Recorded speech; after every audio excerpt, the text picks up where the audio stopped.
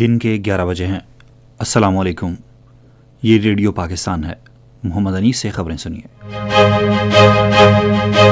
پہلے اہم خبروں کا خلاصہ۔ وزیر اعظم نے کہا ہے کہ ملک میں پیٹرولیم مصنوعات کے وافر ذخائر دستیاب ہیں۔ نائب وزیر اعظم اور سعودی وزیر خارجہ نے ٹیلی فون پر خطے میں جاری صورتحال پر تبادلہ خیال کیا۔ وزیر خزانہ کے مشیر نے کہا ہے کہ رواں مالی سال کے پہلے 8 مہینوں میں ترسیلات زر میں 11% ریکارڈ اضافہ کیا گیا۔ افغان طالبان عالمی امن اور انسانی حقوق کے لیے سنگین خطرہ بن چکے ہیں۔ اور اب خبریں تفصیل کے ساتھ۔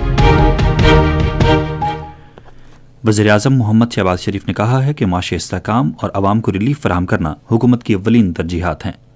وہ اسلام آباد میں ایک اجلاس کی صدارت کر رہے تھے جس میں خطے کی ابھرتی ہوئی صورتحال کے پیش نظر کفایت جاری اور عوامی ریلیف کے اقدامات کے نفاذ کے ساتھ ساتھ پیٹرولیم ذخائر کے تحفظ اور انتظامات کے امور کا جائزہ لیا گیا۔ وزیر اعظم نے کہا کہ حکومت کے بروقت فیصلوں کی بدولت ملک میں پیٹرولیم مصنوعات کے وافر ذخائر موجود ہیں۔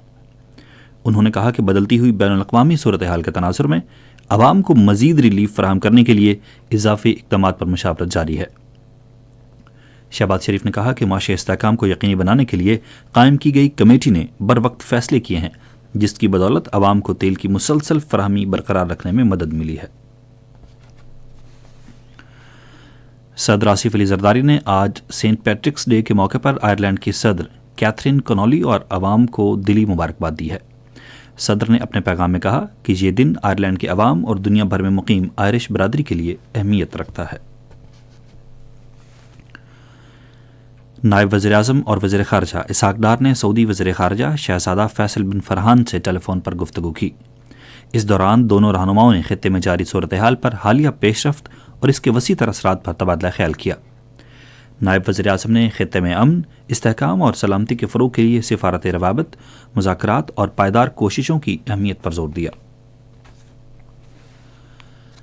پاکستان نے رواں سال فروری میں 42 کروڑ 70 لاکھ ڈالر کا کرنٹ اکاؤنٹ سرپلس حاصل کیا ہے جو گزشتہ سال مارچ کے بعد سب سے زیادہ ہے۔ وزیر خزانہ کے مشیر خرم شہزاد نے ایکس ہینڈل پر ایک پوسٹ میں حالیہ اہم مثبت معاشی اشاریہ پیش کرتے ہوئے کہا کہ رواں مالی سال کے پہلے 8 مہینوں میں ترسیلات زر میں 11% اضافہ ہوا۔ مشیر نے کہا کہ پاکستان توانائی کی فراہمی میں مارچ اور اب اپریل کے بیشتر مہینے کو محفوظ بنانے میں کامیاب رہا ہے۔ انہوں نے کہا کہ بیرونی اور علاقائی چیلنجز کے باوجود بنیادی معاشی اصولوں کو مضبوط بنانے سے ذخائر کو مستحکم بنانے میں مدد مل رہی ہے تاکہ مستقبل کے چیلنجز کا مؤثر طریقے سے سامنا کیا جا سکے۔ پاکستان نے کہا ہے کہ بھارت دنیا کی سب سے بڑی اسلام مخالف ریاست کے طور پر منفرد مقام رکھتا ہے جو اپنی ہی اقلیتوں بشمول مسلمانوں اور عیسائیوں کے خلاف ہے۔ یہ بات اقوام متحدہ میں پاکستان کے مستقل مندوب سفیر عاصم افتخار احمد نے اسلاموفوبیا سے نمٹنے کے لیے OIC کور گروپ کے چیئرمین کی حیثیت سے عالمی دن برائے انسداد اسلاموفوبیا کے موقع پر اعلیٰ سطح کی تقریب کے اختتامی اجلاس کے دوران کہی۔ مستقل مندوب نے کہا کہ دستاویز کے مطابق اسلاموفوبیا کے حوالے سے بھارت میں عالمی سطح پر سب سے زیادہ واقعات رونما ہوئے ہیں۔ انہوں نے مسلمانوں کے خلاف جاری امتیازی سلوک کا ذکر کرتے ہوئے رمضان کے مقدس مہینے میں سری نگر میں جمعے کی نماز پر عائد پابندی، مسلمانوں کے خلاف ہجوم کے ہاتھوں تشدد کے واقعات اور تاریخی مساجد کی منظم تباہی کی مثالیں پیش کی۔ پاکستان کی متوازن خارجہ پالیسی اور فعال عسکری سفارتکاری کو عالمی سطح پر سراہا جا رہا ہے، جس کی ایک مثال ایرانی وزیر خارجہ عباس عراقچی کی جانب سے پاکستان کی غیر متزلزل حمایت پر اردو زبان میں عوامی طور پر اظہار تشکر ہے۔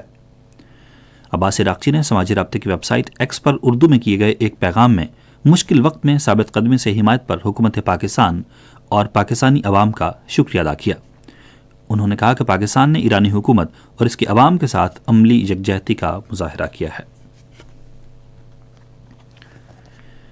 افغان طالبان عالمی امن اور انسانی حقوق کے لیے سنگین خطرہ بن چکے ہیں۔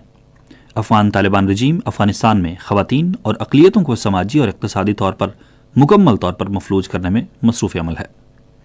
افغان جریدے ہشت صبح کے مطابق انسانی حقوق کی تنظیم ہیومن رائٹس ایکٹیوسٹ الائنس نے طالبان پر اقوام متحدہ کی سخت پابندیوں کا خیر مقدم کیا ہے۔